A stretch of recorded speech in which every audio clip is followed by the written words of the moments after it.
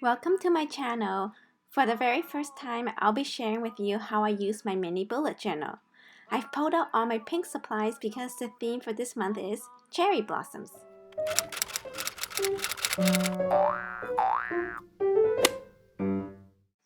So I'm starting off by writing out the month. I'm doing a quick sketch out in pencil first because, as you can see, my skills are next to non-existent. But I actually love lettering and I find it so therapeutic. I enjoy practicing writing in different fonts. But yeah, I have long ways to go. April is a time where flowers start blooming, and when I see cherry blossoms, I know that spring has arrived. I actually recently learned that one of the first flowers to bloom in Vancouver is the Whitcomb cherry, which is a type of cherry blossoms. So I also like to write out the month, as you can see on the right hand corner of this page, to have an overview of the entire month and the dates.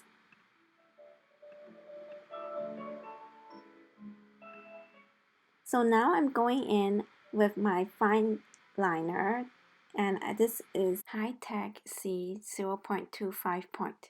It's super thin, and I really like using this one for the cherry blossoms because it's gonna make them look a lot better.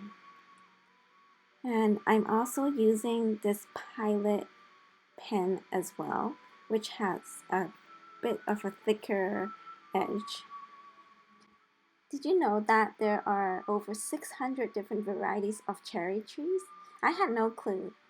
So if my drawings are looking a little bit weird, I'm probably just trying different varieties.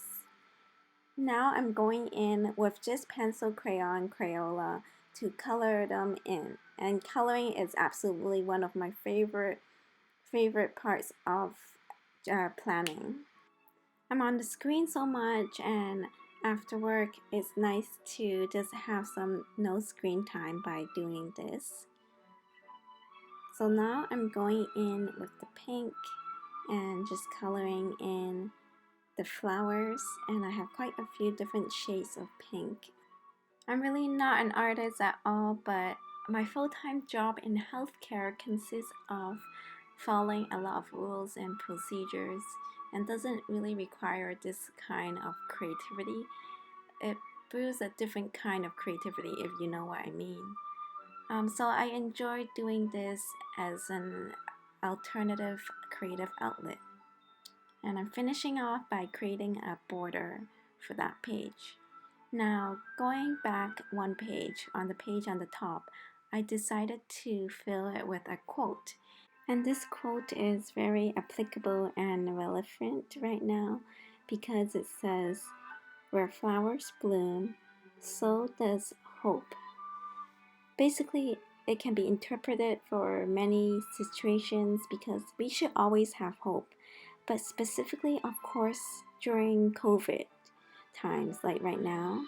We have passed the 1 year mark, and it seems like a lot of people, including myself, are feeling fatigued from social distancing and all the restrictions that have been put in place.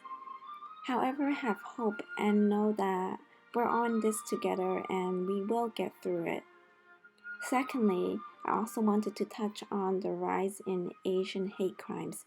It's really sad to see that this is on the rise. Before all this, I thought that racism was slowly headed in a better direction, but it seems like it's 2021 and it's going in a negative direction. So for my next page, I'm going to be tracking my habits. And right now I'm using this calligraphy brush pen by Future Colors, which I used in the quote previously as well. So before I talk about my habit tracker, I wanted to talk about another thing that I have started doing. Each month, I choose 2 or 3 words that I want to focus on, and these may be things that I feel like I'm lacking in or that I need more work. So for this month, I have chosen proactive and effort, putting effort in everything I do and all the tasks that I will be performing. So I have been tracking my habits for a few months. So for this month, the habits that I will be tracking is no phone usage within 30 minutes of waking, starting my day with a glass of water, having at least one fruit a day, practicing the splits, which I used to be able to do, but I haven't done them for so long. No social media chats after 11 p.m. And lastly, taking my iron supplements. Each month, I look back and think about what habits I want to keep, which ones I may already have part of my daily life so I don't need it in my tracker anymore, and which ones I want to start. For example, I used to have bedtime reading, but now it has been incorporated into my nighttime routine so well that I don't need it in my tracker anymore. Sometimes I do fall right off the tracker and stop doing it after a couple of weeks, but that's okay. The tracker is really just for myself, and I will climb back on when I can. The second half of this page, I have a section on Strava, which is a running/exercise app. And lately, I have been obsessed with the trophies that they award you after doing a certain activity, such as a 5K run or 10K run.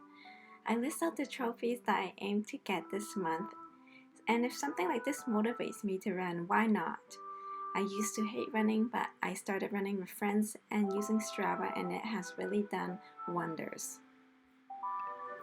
So for this final section on this page, I have a section on tasks, and these are tasks that I have been procrastinating on, so I really want to focus on them this month and get them done. So one of the tasks that I have been putting off is washing my car. So I'll put that right in here. As you can probably see, I don't have any calendar or weekly planning going on because I actually use Google Calendar religiously. So for my final page, I have a section on meals, and this is where I write down recipes that I want to try making this month or recipes that I want to make again. This I find that really helps with my meal planning as well as not being lazy and just getting takeout, as well as expanding my recipe repertoire, and just cooking in general just really makes me happy.